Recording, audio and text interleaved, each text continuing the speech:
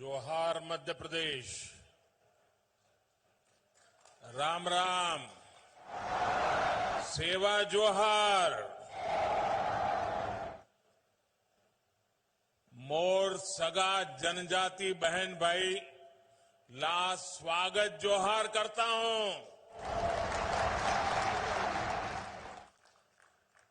तमारो स्वागत करूं। तमाम साम की कम छो।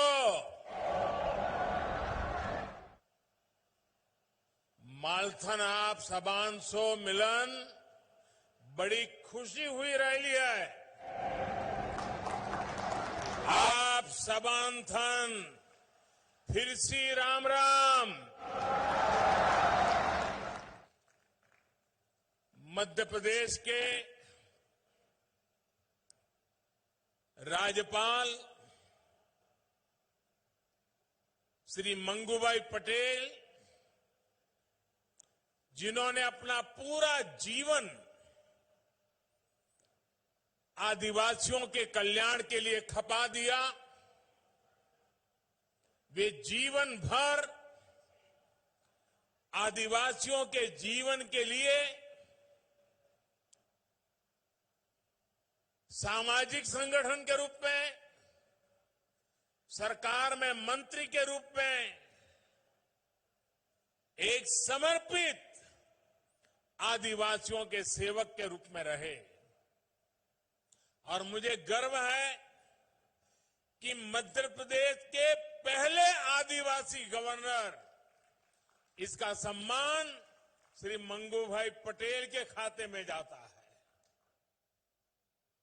मंच पर विराजमान मध्य प्रदेश के मुख्यमंत्री श्रीमान शिवराज सिंह चौहान जी, केंद्रीय मंत्रिमंडल में मेरे सहयोगी नरेंद्र सिंह तोमर जी, ज्योतिरादित्य सिंधिया जी, वीरेंद्र कुमार जी, प्रहलाद पटेल जी, फगन सिंह कुलस्ते जी, एल मुरुगन जी, एमपी सरकार के मंत्रीगण, संसद के मेरे सहयोगी सांसदगण, विधायकगण और मध्य प्रदेश के कोने कोने से हम सभी को आशीर्वाद देने आए जनजातीय समाज के मेरे प्यारे भाइयों और बहनों,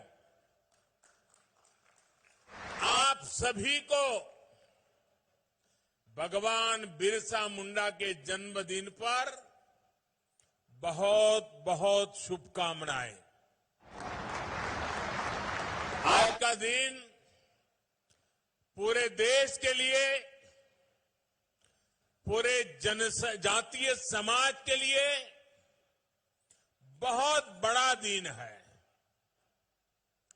आज भारत अपना पहला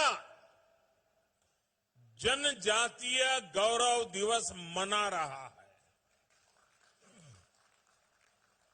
आजादी के बाद देश में पहली बार इतने बड़े पैमाने पर पूरे देश के जनजातीय समाज की कला, संस्कृति, स्वतंत्रता आंदोलन और राष्ट्र निर्माण में उनके योगदान को गौरव के साथ याद किया जा रहा है, उन्हें सम्मान दिया जा रहा है।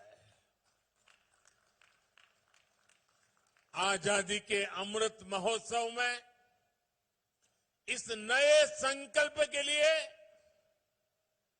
मैं पूरे देश को बहुत बहुत बधाई देता हूं। मैं आज यहां मध्य प्रदेश के जनजातीय समाज का आभार भी व्यक्त करता हूं। बीते अनेक वर्षों में निरंतर हमें आपका स्नेह, आपका विश्वास मिला है। ये स्नेह हर पल और मजबूत होता जा रहा है। आपका यही प्यार हमें आपकी सेवा के लिए दिन रात एक करने के लिए प्रेरणा देता है, ऊर्जा देता है। साथियों,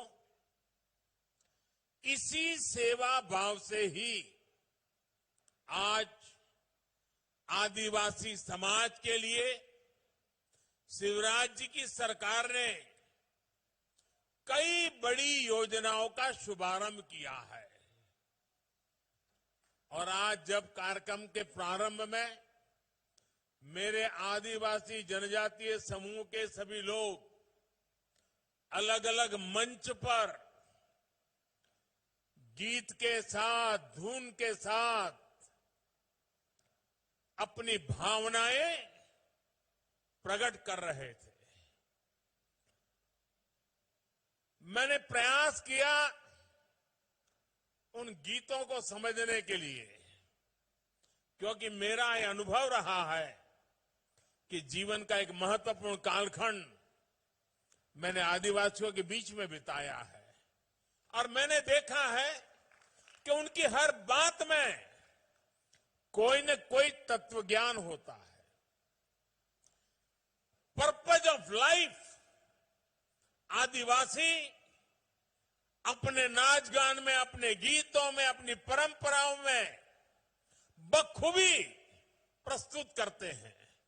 और इसलिए आज के इस गीत के प्रति मेरा ध्यान जाना बहुत स्वाभाविक था। और मैंने जब गीत के शब्दों को बारीकी से देखा तो मैं गीत को तो नहीं दोहरा रहा हूं, लेकिन आपने जो कहा शायद देश भर के लोगों को आपका एक एक शब्द जीवन जीने का कारण, जीवन जीने का इरादा,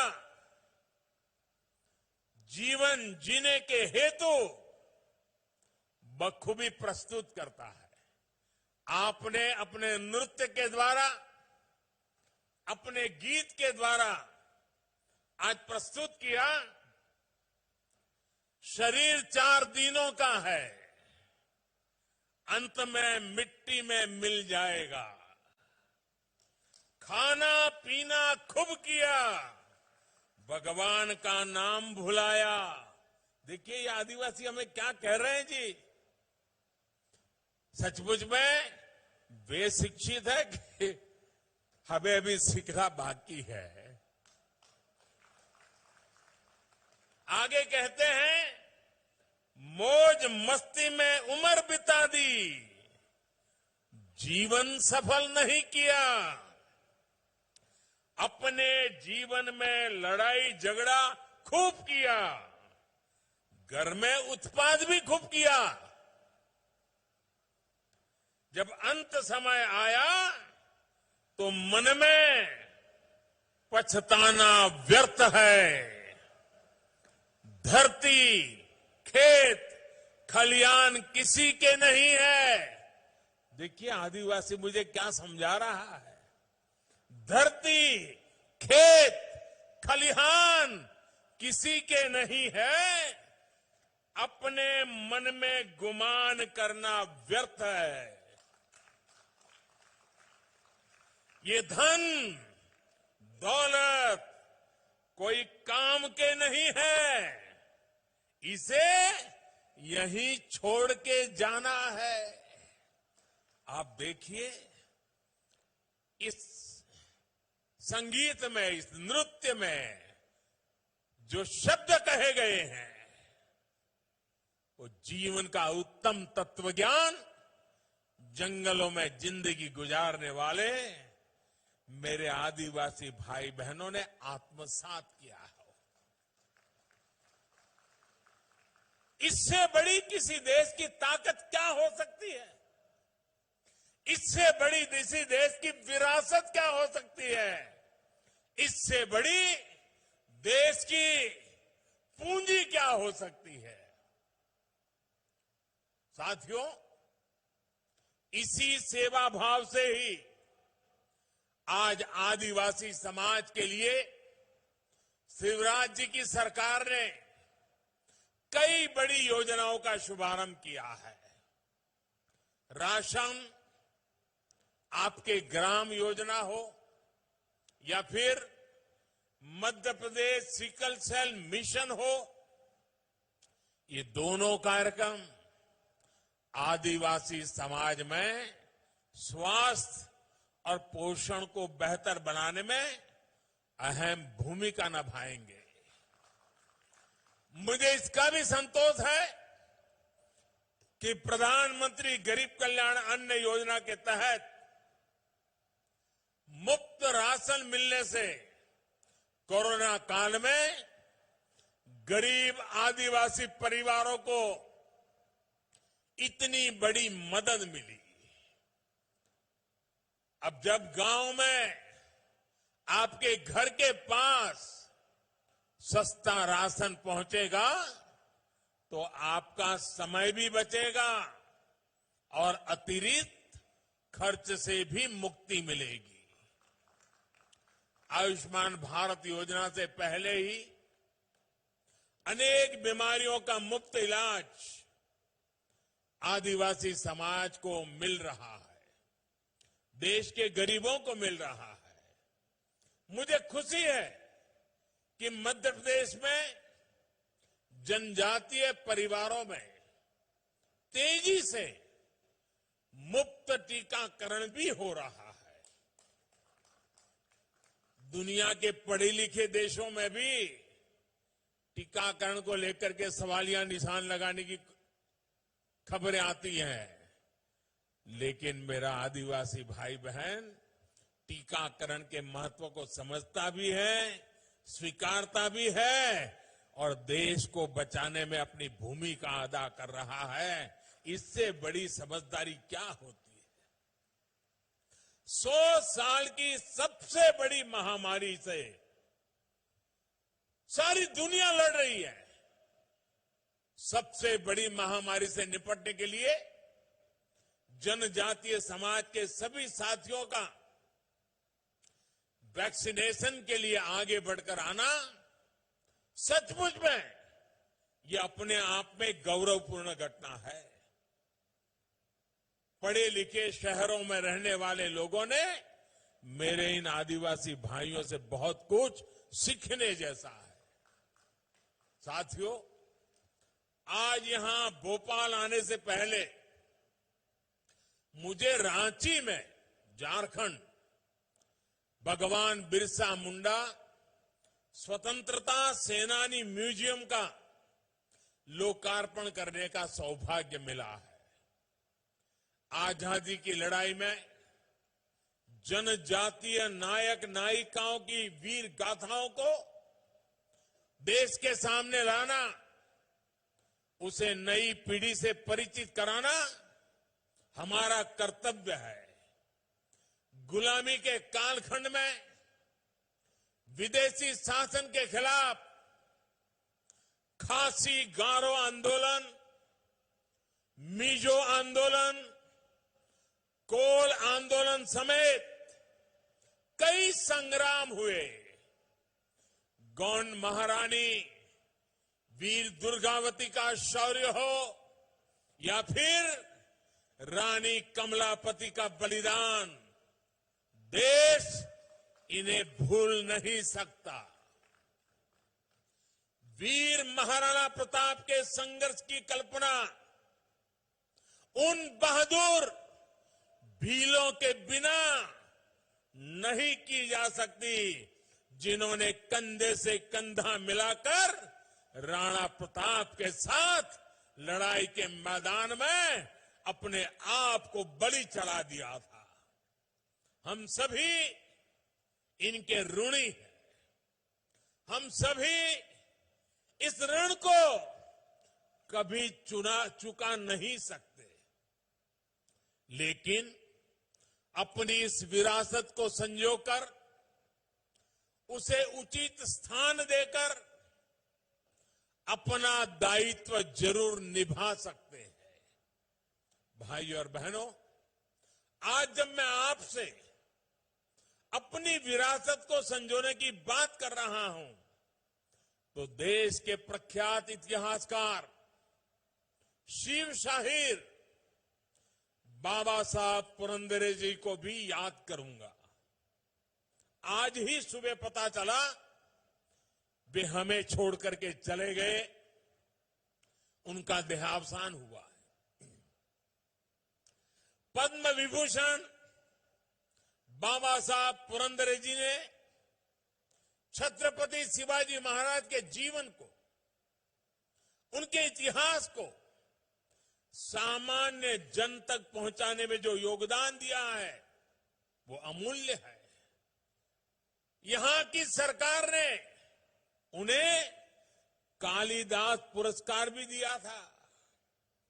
छत्रपति शिवाजी महाराज के जिन आदर्शों को बाबा साहब पुरंदरे जी ने देश के सामने रखा, वो आदर्श हमें निरंतर प्रेरणा देते रहेंगे।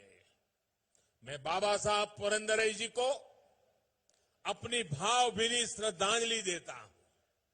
साथियों, आज जब हम राष्ट्रीय मंचों से राष्ट्र निर्माण में जनजातीय समाज के योगदान की चर्चा करते हैं तो कुछ लोगों को जरा हैरानी होती है।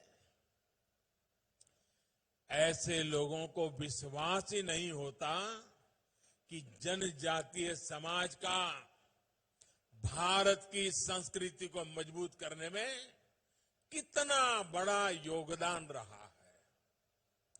इसकी वजह यह है कि जनजातीय समाज के योगदान के बारे में या तो देश को बताया ही नहीं गया, अंधेरे में रखने की भरपूर कोशिश की गई, और अगर बताया भी गया तो बहुत ही सीमित दायरे में जानकारी दी गई। ऐसा इसलिए हुआ क्योंकि आजादी के बाद दशकों तक जिन्होंने देश में सरकार चलाई, उन्होंने अपनी स्वार्थ भरी राजनीति को ही प्राथमिकता दी। देश की आबादी का करीब करीब 10% होने के बावजूद दशकों तक जनजातीय समाज को, उनकी संस्कृति, उनके सामर्थ्य को पूरी तरह नजरअंदाज कर दिया गया। आदिवासियों का दुख, उनकी तकलीफ, बच्चों की शिक्षा, आदिवासियों का स्वास्थ्य उन लोगों के लिए कोई मायने नहीं रखता था।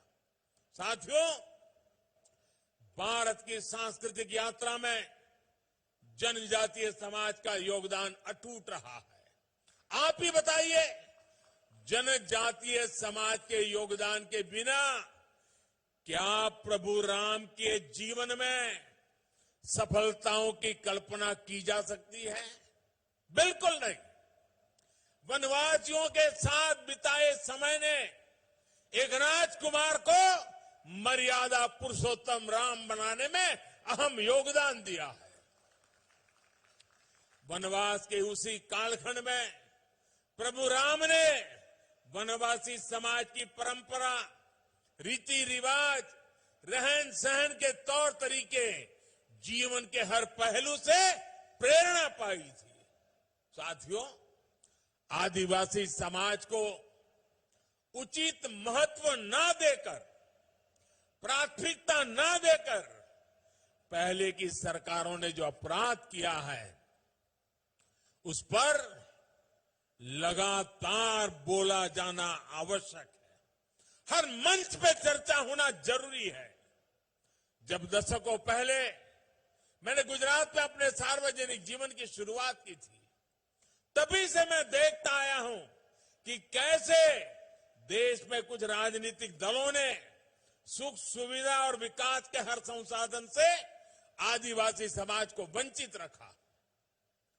अभाव बनाए रखते हुए चुनाव के दौरान उन्हीं अभावों की पूर्ति के नाम पर बार बार वोट मांगे गए, सत्ता पाई गई, लेकिन जनजातीय समुदाय के लिए जो करना चाहिए था, जितना करना चाहिए था और जब करना चाहिए था, ये कम पड़ गए, नहीं कर पाए, असहाय छोड़ दिया समाज को।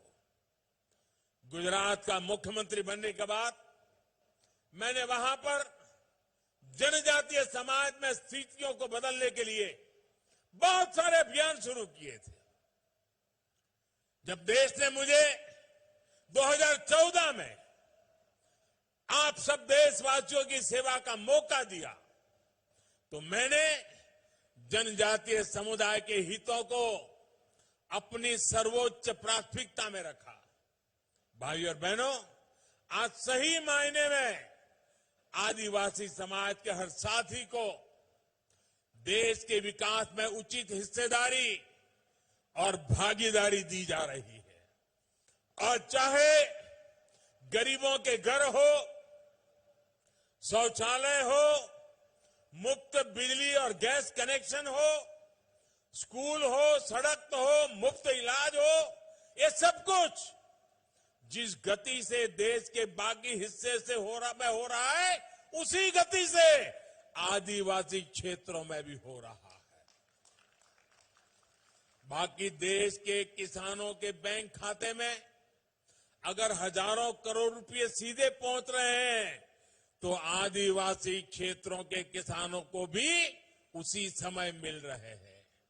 आज अगर देश के करोड़ों करोड़ परिवारों को शुद्ध पीने का पानी पाइप से घर घर पहुंचाया जा रहा है, तो ये उसी इच्छा शक्ति के साथ उतनी ही स्पीड से आदिवासी परिवारों तक भी पहुंचाने का काम तेज गति से चल रहा है। वरना इतने वर्षों तक जनजातीय क्षेत्रों की बहन बेटियों को पानी के लिए कितना परेशान होना पड़ता था, मुझसे ज्यादा आप लोग इसको भली भांति जानते हैं। मुझे खुशी है कि जल जीवन मिशन के तहत मध्य प्रदेश के ग्रामीण इलाकों में 30 लाख परिवारों को अब नल से जल मिलना शुरू हो गया है। और इसमें भी ज्यादातर हमारे आदिवासी इलाकों की है। साथियों, जनजातीय विकास के बारे में बात करते हुए एक बात और कही जाती थी। कहा जाता था जनजातीय क्षेत्र भौगोलिक रूप से बहुत कठिन होते हैं। कहा जाता था कि वहां सुविधाएं पहुंचाना मुश्किल होता है। ये सारा बहाना काम न करने के बहाने थे। यही बहाना करके जनजातीय समाज में सुविधाओं को कभी प्राथमिकता नहीं दी गई, उन्हें अपने भाग्य पर छोड़ दिया गया। साथियों, ऐसे ही राजनीति, ऐसी ही सोच के कारण आदिवासी बाहुल्य वाले जिले विकास की बुनियादी सुविधाओं से भी वंचित रह गए। अब कहां तो इनके विकास के लिए कोशिशें होनी चाहिए थी, लेकिन इन जिलों पर पिछड़े होने का एक टैग लगा दिया गया। भाई और बहनों, कोई राज्य, कोई जिला, कोई व्यक्ति, कोई समाज विकास की दौड़ में पीछे नहीं रहना चाहिए। हर व्यक्ति, हर समाज आकांक्षी होता है, उसके सपने होते हैं। सालों साल वंचित रखे गए इन्हीं सपनों, इन्हीं आकांक्षाओं को उड़ान देने की कोशिश आज हमारी सरकार की प्राथमिकता है। आपके आशीर्वाद से आज उन 100 से अधिक जिलों में विकास की आकांक्षाओं को पूरा किया जा रहा है। आज जितनी भी कल्याणकारी योजनाएं केंद्र सरकार बना रही है, उनमें आदिवासी समाज बाहुल्य आकांक्षी जिलों को प्राथमिकता दी जा रही है। आकांक्षी जिले या फिर ऐसे जिले जहां अस्पतालों का अभाव है, वहां 150 से अधिक मेडिकल कॉलेज स्वीकृत किए जा चुके हैं। साथियों, देश का जनजातीय क्षेत्र संसाधनों के रूप में, संपदा के मामले में हमेशा समृद्ध रहा है। लेकिन जो पहले सरकार में रहे वो इन क्षेत्रों के दोहन की नीति पर चले। हम इन क्षेत्रों के सामर्थ्य के सही इस्तेमाल की नीति पर चल रहे हैं। आज जिस जिले में जो भी प्राकृतिक संपदा राष्ट्र के विकास के लिए निकलती है, उसका एक हिस्सा उसी जिले के विकास में लगाया जा रहा है। डिस्ट्रिक्ट मिनरल फंड के तहत राज्यों को करीब करीब 50,000 करोड़ रुपए मिले हैं, जो उसी क्षेत्र के लिए खर्च करने हैं। आज आपकी संपदा आपके ही काम आ रही है, आपके बच्चों के काम आ रही है। अब तो खनन से जुड़ी नीतियों में भी हमने ऐसे बदलाव किए हैं जिससे जनजातीय क्षेत्रों में ही रोजगार की व्यापक संभावनाएं बने। भाई और बहनों, आजादी का ये अमृतकाल आत्मनिर्भर भारत के निर्माण का काल है। भारत की आत्मनिर्भरता जनजातीय भागीदारी के बिना संभव नहीं है। आपने देखा होगा, अभी हाल में पद्म पुरस्कार दिए गए हैं। जनजातीय समाज से आने वाले साथी जब राष्ट्रपति भवन पहुंचे, पैर में जूते भी नहीं थे। सारी दुनिया देख करके दंग रह गई, हैरान रह गई। आदिवासी और ग्रामीण समाज में काम करने वाले ये देश के असली हीरो है, असली हीरो है। यही तो हमारे डायमंड है, यही तो हमारे हीरे हैं।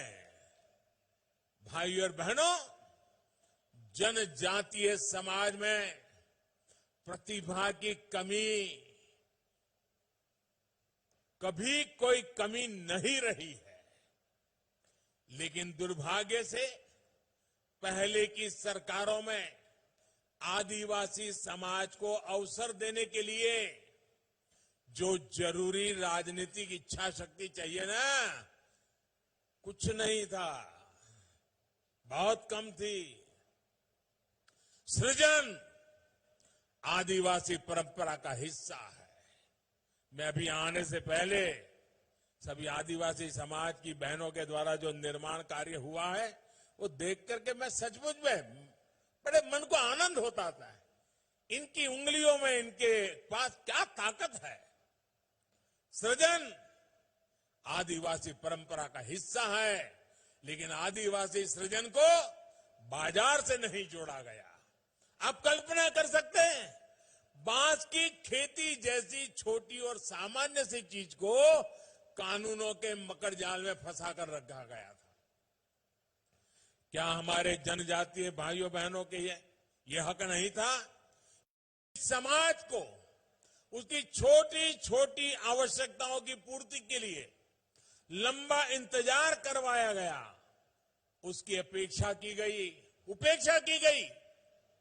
अब उसको आत्मनिर्भर बनाने के लिए निरंतर प्रयास किया जा रहा है।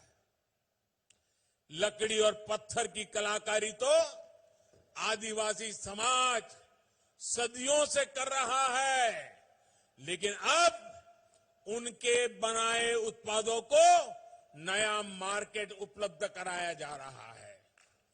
ट्राइफेड पोर्टल के माध्यम से जनजातीय कलाकारों के उत्पाद देश और दुनिया के बाजारों में ऑनलाइन भी बिक रहे हैं।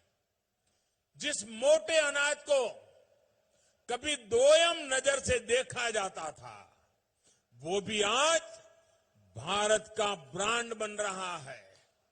साथियों, वन धन योजना हो, वनोपज को एमएसपी के दायरे में लाना हो, या बहनों की संगठन शक्ति को नई ऊर्जा देना, ये जनजातीय क्षेत्रों में अभूतपूर्व अवसर पैदा कर रहे हैं। पहले की सरकारें सिर्फ 8-10 वन उपजों पर एमएसपी दिया करती थी। आज हमारी सरकार करीब करीब 90 वन उपजों पर एमएसपी दे रही है। कहां 9-10 और कहां 90। हमने 2500 से अधिक वन धन विकास केंद्रों को 37,000 से अधिक वन धन सेल्फ हेल्प ग्रुपों से जोड़ा गया है। इनसे आज लगभग 7.5 लाख साथी जुड़े हैं। उनको रोजगार और स्वरोजगार मिल रहा है। हमारी सरकार ने जंगल की जमीन को लेकर भी पूरी संवेदनशीलता के साथ कदम उठाए हैं। राज्यों में लगभग 20 लाख जमीन के पट्टे देकर हमने लाखों जनजातीय साथियों की बहुत बड़ी चिंता दूर की है। भाइयों और बहनों, हमारी सरकार आदिवासी युवाओं की शिक्षा और कौशल पर विशेष बल दे रही है। एकलव्य मॉडल रेजिडेंशियल स्कूल आज जातीय क्षेत्रों में शिक्षा की नई ज्योति जागृत कर रही है। आज मुझे यहां 50 एकलव्य मॉडल रेजिडेंशियल स्कूलों के शिलान्यास का अवसर मिला है। हमारा लक्ष्य देश भर में ऐसे लगभग 750 स्कूल खोलने का है। इनमें से अनेकों एकलव्य स्कूल ऑलरेडी शुरू हो चुके हैं। 7 साल पहले हर छात्र पर सरकार लगभग 40,000 रुपये खर्च करती थी। वो आज बढ़कर 1 लाख रुपये से अधिक हो चुका है। इससे जनजातीय छात्र छात्राओं को और अधिक सुविधा मिल रही है। केंद्र सरकार हर साल लगभग 30 लाख जनजातीय युवाओं को स्कॉलरशिप भी दे रही है। जनजातीय युवाओं को उच्च शिक्षा और रिसर्च से जोड़ने के लिए भी अभूतपूर्व काम किया जा रहा है। आजादी के बाद जहां सिर्फ 18 ट्राइबल रिसर्च इंस्टीट्यूट बने, वहीं सिर्फ 7 साल में 9 नए संस्थान स्थापित किए जा चुके हैं। साथियों, जनजातीय समाज के बच्चों को एक बहुत बड़ी दिक्कत पढ़ाई के समय भाषा की भी होती थी। अब नई राष्ट्रीय शिक्षा नीति में स्थानीय भाषा में पढ़ाई पर बहुत जोर दिया गया है। इसका भी लाभ हमारे जनजातीय समाज के बच्चों को मिलना तय है। भाइयों और बहनों, जनजातीय समाज का प्रयास, सबका प्रयास, यही आजादी के अमृत काल में बुलंद भारत के निर्माण की ऊर्जा है। जनजातीय समाज के आत्मसम्मान के लिए, आत्मविश्वास के लिए, अधिकार के लिए हम दिन रात मेहनत करेंगे। आज जनजातीय गौरव दिवस पर हम इस संकल्प को फिर दोहरा रहे हैं। और ये जनजातीय गौरव दिवस जैसे हम गांधी जयंती मनाते हैं, जैसे हम सरदार पटेल की जयंती मनाते हैं, जैसे हम बाबा साहब अम्बेडकर की जयंती मनाते हैं, वैसे ही भगवान बिरसा मुंडा की 15 नवंबर की जयंती हर वर्ष जनजातीय गौरव दिवस के रूप में पूरे देश में मनाई जाएगी। एक बार फिर आप सभी को बहुत बहुत शुभकामनाएं। मेरे साथ दोनों हाथ ऊपर करके पूरी ताकत से बोलिए, भारत माता की, भारत माता की, भारत माता की, भारत माता की। बहुत बहुत धन्यवाद। बहुत बहुत आभार माननीय प्रधानमंत्री महोदय का। उनकी उपस्थिति, उनके स्नेह, उनके सानिध्य, उनके मार्गदर्शन के लिए और सदैव इस देश को इस बात पर गर्व महसूस होता है